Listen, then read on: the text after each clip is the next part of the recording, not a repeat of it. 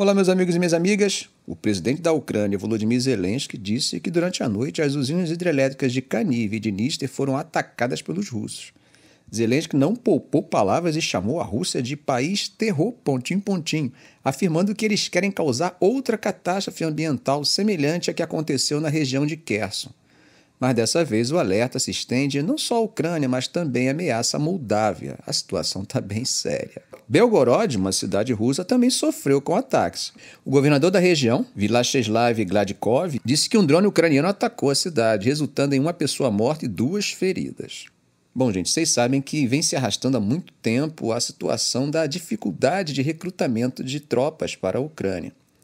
Mas o comandante-chefe da Ucrânia, Oleksandr Syrsky, afirmou que a Ucrânia vai precisar mobilizar menos pessoas do que pensava inicialmente para se defender da invasão russa. Ele disse que depois de uma revisão dos recursos, a cifra inicialmente proposta foi significativamente reduzida. Isso parece ser uma boa notícia, considerando que a mobilização tem sido um desafio, como eu falei, com relatos de entusiasmos diminuindo e corrupção nas unidades de recrutamento. Syrsky também falou sobre como uma auditoria nas unidades não combatentes permitiu que os planejadores militares movessem milhares de membros do serviço para a frente de batalha. Ele enfatizou a importância dos papéis de apoio ao combate na defesa de Kiev, dizendo que a guerra que somos forçados a travar contra os invasores russos é uma guerra de desgaste, uma guerra de logística. E tem mais. Syrsky mencionou que linhas defensivas poderosas estão sendo preparadas em quase todas as áreas ameaçadas, enquanto a Rússia continua seus ataques. Segundo ele, infelizmente, a cidade oriental de Avdiivka caiu para Moscou em meados de fevereiro, depois de um longo assalto. Mas ele destacou que, se Kiev tivesse recebido mais munição e capacidade de defesa aérea de seus parceiros ocidentais, suas forças teriam definitivamente mantido suas posições. Bom, gente, podemos tirar algumas lições aqui para nossa reflexão. A mobilização em massa em tempos de guerra revela as profundas cicatrizes que conflitos armados deixam na sociedade. É um lembrete dos custos humanos diretos e indiretos da guerra. O desafio da mobilização, ampliado pelos relatos de corrupção e desânimo, mostra as complexidades internas que os países enfrentam quando estão sob ameaças de uma guerra em seu território. Não devemos tratar esse assunto apenas como se estivéssemos assistindo a um jogo na tela de um videogame, onde sempre o botão de reset permite reiniciar o jogo. Lembram que comentamos em um de nossos vídeos sobre o inconveniente que os ataques ucranianos à infraestrutura de petróleo da Rússia estariam causando para os Estados Unidos? Acho que Kiev está dando de ombros para isso, se é que você me entende. Eu digo isso porque drones ucranianos continuam atacando refinarias de petróleo na Rússia. Esses ataques, segundo cálculos da Reuters, já derrubaram cerca de 14% da capacidade de refino de petróleo primário na Rússia. Não estamos meramente diante de uma questão de estratégias militares convencionais, mas diante de um embate pela própria sobrevivência nacional. A opção por atingir a infraestrutura econômica do adversário, embora repleta de riscos, aparece como uma tática que espera debilitar o oponente ao ponto de induzir uma mudança substancial nesse cenário que não parece nada bom para Kiev.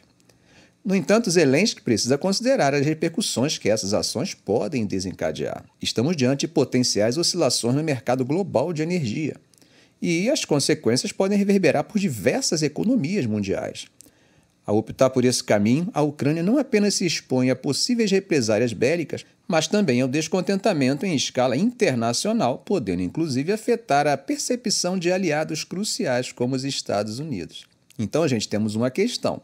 Por que adotar essa estratégia? A resposta pode residir na intrínseca natureza humana, na incessante busca por liberdade e pela garantia da própria existência, seja ela nacional ou individual sob o ponto de vista político. Do outro lado da fronteira, Sergei Lavrov, o ministro das Relações Exteriores da Rússia, dando uma entrevista bem polêmica na sexta-feira, disse que a proposta de plano de paz da Ucrânia é, na visão dele, sem sentido. Por quê? Porque, segundo ele, o plano se baseia em ideias que Moscou considera inaceitáveis, como a retirada das áreas que capturou. O bate-papo foi com o jornal diário de Moscou, o Izvestia, e Lavrov não poupou palavras. Ele disse que uma cúpula de paz proposta não teria sucesso até que suas bases fundamentais fossem alteradas, incluindo permitir a participação da Rússia. Estamos, de qualquer forma, prontos para discussões, mas não com base na fórmula de paz do Zelensky. E ele ainda questionou como políticos sérios em Washington, Bruxelas, Londres, Paris ou Berlim poderiam dizer que não há alternativa para a forma de Zelensky. Ele rejeita categoricamente as disposições do plano que exigem a retirada da Rússia dos territórios ocupados, incluindo a Crimeia, que foi anexada em 2014, e a restauração das fronteiras pós-soviéticas da Ucrânia de 1991. O plano também busca um meio de responsabilizar a Rússia pela sua invasão em fevereiro de 2022.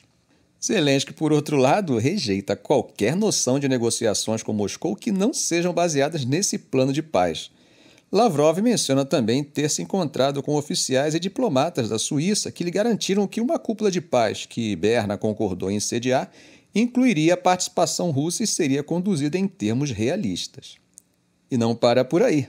O Lavrov critica as propostas dos Estados Unidos de discutir acordos de armas, desvinculando o assunto do conflito na Ucrânia, chamando-as de piada e dizendo que isso não reflete bem naqueles que lidam com a política externa na administração de Washington. A insistência de Zelensky em negociações que partam de sua fórmula de paz fala de uma busca por reparação e segurança.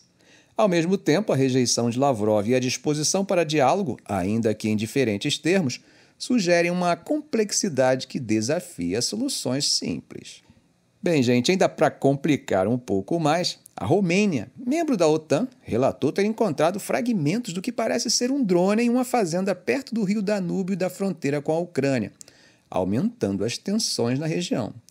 Apesar de ataques noturnos com mísseis e drones russos em alvos no oeste e centro da Ucrânia, a OTAN e os oficiais romenos, após incidentes similares no passado, disseram não ter encontrado evidências de um ataque deliberado visando a Romênia. Bom, meus amigos, agora atravessando o Mediterrâneo, vamos falar sobre a posição alemã em relação ao conflito no Oriente Médio. Bom, dias após os ataques de 7 de outubro do Hamas contra Israel, o chanceler alemão Olaf Scholz foi um dos primeiros líderes ocidentais a chegar em Tel Aviv. Ao lado do primeiro-ministro israelense Benjamin Netanyahu, ele declarou que a Alemanha tinha apenas um lugar, e é ao lado de Israel. Mas veja só, essa posição começou a se tornar um tanto quanto desconfortável para a Alemanha, o segundo maior fornecedor de armas de Israel e uma nação cuja liderança chama o apoio ao país de razão de Estado, como uma forma de expiar pelo Holocausto. Na semana passada, enquanto a ofensiva mortal de Israel continuava em Gaza, Scholz, novamente ao lado de Netanyahu em Tel Aviv, adotou um tom diferente. Não importa quão importante seja o objetivo, isso pode justificar custos tão terrivelmente altos? Com a indignação internacional crescendo devido a um número de mortos que as autoridades de saúde de Gaza dizem exceder 32 mil e a iminente percepção de fome no enclave, oficiais alemães começam a questionar se o apoio do país foi longe demais. Thorsten Benner, diretor do Global Public Policy Institute em Berlim, disse: "O que mudou para a Alemanha é que esse apoio incondicional a Israel é insustentável. Ao aderir a essa noção de razão de Estado, eles deram a falsa impressão de que a Alemanha realmente ofereceu carta branca a Netanyahu." A mudança no tom de Berlim é parcialmente uma resposta aos temores sobre a insistência contínua de Israel de que deve entrar em Rafah para perseguir operativos do Hamas que diz estar na cidade do sul de Gaza. A mudança de postura também acompanha a mudança que vem evoluindo do aliado mais importante da Alemanha, os Estados Unidos, que mostrou descontentamento crescente com as ações de Israel, incluindo através de uma abstenção em uma votação do Conselho de Segurança das Nações Unidas, que permitiu a aprovação de uma resolução de cessar-fogo. Em janeiro, apenas meses após os ataques liderados pelo Hamas em outubro de 2022, a Alemanha interveio em defesa de Israel contra as acusações de genocídio da África do Sul no Tribunal Internacional de Justiça. Citou a história da Alemanha para se posicionar como uma espécie de autoridade moral quando se tratava de apoiar a Convenção contra o Genocídio e defendeu Israel contra críticas crescentes sobre seu manejo da guerra. Até o mês passado, Scholz resistiu a responder perguntas na Conferência de Segurança de Munique sobre se Israel havia violado o direito humanitário internacional. Mas nessa semana, a ministra das Relações Exteriores da Alemanha, Annalena Baerbock, disse que estaria enviando uma delegação a Israel porque, como signatária das Convenções de Genebra, seu país é obrigado a lembrar todas as partes de seu dever de cumprir com o direito humanitário internacional. Durante uma visita à região, que já é a sexta desde o ataque, Baerbock também descreveu a situação em Gaza como inferno e insistiu que uma grande ofensiva em Rafah, onde mais de 1 milhão de pessoas buscaram refúgio, não deve acontecer. O ministro das Relações Exteriores de Israel, Israel Katz, em resposta às críticas de Annalena Baerbock, lançou uma declaração nas redes sociais que mais ou menos diz: esperamos que os nossos amigos continuem apoiando Israel durante esses tempos desafiadores e não nos enfraqueçam contra a organização terrorista Hamas. A Alemanha, assim como os Estados Unidos, têm tentado se posicionar como um amigo preocupado, com o intuito de garantir a segurança de longo prazo de Israel, evitando que o país avance tanto a ponto de perder ainda mais apoio internacional. Mas, meus amigos, as apostas são altas para a Alemanha também. O país precisa manter relações amigáveis em todo o mundo para perseguir seus próprios interesses, seja na realização de acordos com o Egito para conter a migração ou na busca de apoio para medidas em apoio à Ucrânia contra a Rússia. Especialistas em política externa dizem que, ao manter seu forte apoio a Israel, a Alemanha também minou sua capacidade de criticar de forma crível governos autoritários, como o de Vladimir Putin na Rússia, por violações dos direitos humanos. A mudança na postura da Alemanha, percebida também em seus aliados, como os Estados Unidos, reflete um dilema moral e ético. A insistência de Israel em perseguir operativos do Hamas em Rafah trouxe temores de que as ações possam ir além da defesa e adentrar um território de violações humanitárias. E aqui faço uma pausa para perguntar para vocês: onde deve estar o limite entre a defesa de uma nação e a preservação da dignidade e vida humana? A posição da Alemanha, especialmente no que tange às leis internacionais, como as Convenções de Genebra, ilustra a tensão entre os laços históricos e a responsabilidade ética perante a comunidade global. Baerbock, ao descrever a situação em Gaza como um inferno e insistir que uma ofensiva em Rafah deve ser evitada, acaba destacando a importância de uma diplomacia que respeite os direitos humanos, independente dos laços históricos ou políticos. A sensação de credibilidade diminuída em relação aos direitos humanos é particularmente forte entre os países em desenvolvimento ou subdesenvolvidos, às vezes referidos como o Sul Global. Isso ficou evidente durante uma visita a Berlim neste mês pelo primeiro-ministro da Malásia, Anwar Ibrahim, que trouxe à tona uma questão incômoda. Onde jogamos nossa humanidade? Por que essa hipocrisia? E para adicionar uma camada de complexidade, um ataque na Síria atribuído a Israel resultou na morte de dezenas de soldados sírios e alguns membros dos grupos militantes apoiados pelo Irã, o Hezbollah. Isso marca um dos ataques mais mortais relatados até agora em uma intensificação da pressão israelense contra os aliados do Irã na Síria. O primeiro-ministro de Israel, Benjamin Netanyahu, reiterou a intenção de lançar uma ofensiva na densamente povoada cidade de Rafah, no sul da faixa de Gaza, segundo ele, como o único caminho para garantir a libertação dos reféns mantidos pelo Hamas. Gente, como temos visto, a situação no Oriente Médio, especificamente entre Israel e seus vizinhos, tem sido bastante tensa ultimamente. Começando pela Síria, Israel raramente entra em detalhes sobre suas operações por lá, mas já confirmou ataques a posições iranianas e a instalações de armas químicas sírias no passado. Com o conflito em Gaza esquentando, trocas de tiros entre Síria e Israel também aconteceram. E em janeiro, o Irã acusou Israel de realizar um ataque mortal em Damasco, capital da Síria, que teria resultado na morte de 5 conselheiros militares iranianos e algumas forças sírias. Mudando um pouco o foco para o Líbano, hoje, sexta-feira, Israel admitiu ter realizado ataques no sul do país visando o Hezbollah. Eles disseram que, nesses ataques, o vice-chefe da unidade de foguetes e mísseis do Hezbollah foi eliminado. A TV Al-Manar, afiliada ao Hezbollah, confirmou a morte de Ali Abdel Hassan Naim nas redes sociais, mas sem muitos detalhes sobre o seu papel ou as circunstâncias de sua morte. Segundo a Agência Nacional de Notícias do Líbano, um drone atingiu um carro na vila de Bazouri, matando uma pessoa. E olha só, o Major-General Uri Gordin, comandante do Comando Norte do Exército Israelense, disse que vão continuar batendo de frente com o Hezbollah, com o objetivo de fazê-los recuarem e destruir a sua infraestrutura. Nos últimos dias, os disparos entre Israel e Hezbollah na fronteira entre Líbano e Israel não pararam, e até os Estados Unidos, através do porta-voz do Conselho de Segurança Nacional, John Kirby, disseram que estão de olho nessas hostilidades.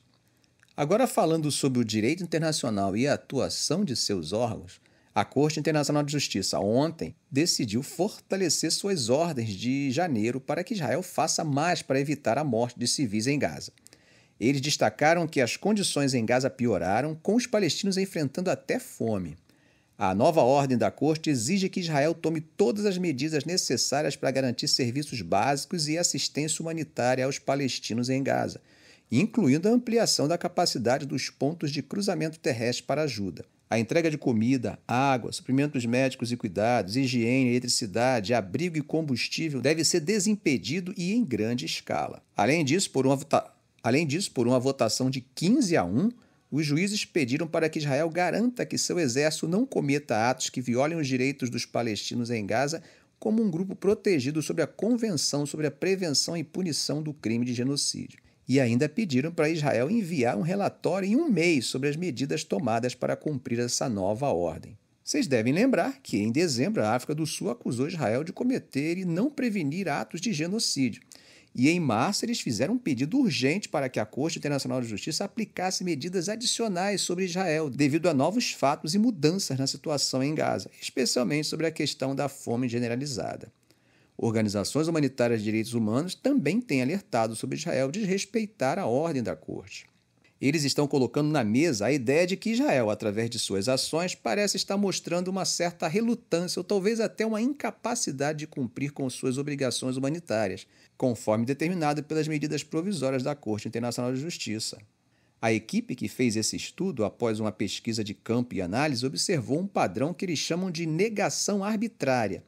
Isso se refere à entrada de bens humanitários em Gaza, junto com os ataques persistentes a infraestruturas vitais, como as humanitárias de saúde e alimentação. Mas o relatório não para por aí. Ele aponta que as políticas e ações israelenses estão provocando uma crise humanitária fabricada, ou seja, uma crise causada por ações humanas. É uma afirmação forte que chama a atenção para a necessidade de olhar mais de perto para as práticas em curso e as repercussões delas nas vidas das pessoas afetadas. Essa situação, segundo o relatório, não é apenas uma consequência indireta, mas o resultado de escolhas e ações específicas. Analisar o que está acontecendo em Gaza e as recentes decisões da Corte Internacional de Justiça sobre Israel e os palestinos é como tentar desembaraçar um novelo muito complexo que tem raízes profundas na história e nas relações internacionais. Você já parou para pensar sobre o quanto é desafiador aplicar regras de direito internacional em situações de conflito que se arrastam por tanto tempo? Quando a Corte Internacional pede a Israel que tome medidas para proteger civis e garantir ajuda humanitária em Gaza, é como se estivesse tocando em um ponto nevrálgico nas relações internacionais. A efetividade do direito internacional depende enormemente da vontade política dos países e da configuração do poder mundial. Isso me faz refletir até que ponto as instituições internacionais conseguem realmente impor suas decisões. Quando pensamos na teoria realista das relações internacionais, fica claro que as nações agem muito por conta de uma busca constante por segurança e poder em um cenário global sem uma autoridade central. Então, gente, a forma como Israel responde às demandas da Corte provavelmente vai refletir mais suas preocupações com a segurança nacional e sua posição estratégica na região do que um compromisso estrito com as normas jurídicas. A exigência da Corte para que Israel relate as medidas tomadas é um esforço para trazer responsabilidade, mas também destaca o abismo entre o ideal legal e a prática política. E quando a África do Sul acusa Israel de genocídio, pedindo à Corte ações mais firmes, as divisões políticas e os debates sobre como interpretar e aplicar o direito internacional ficam ainda mais evidentes.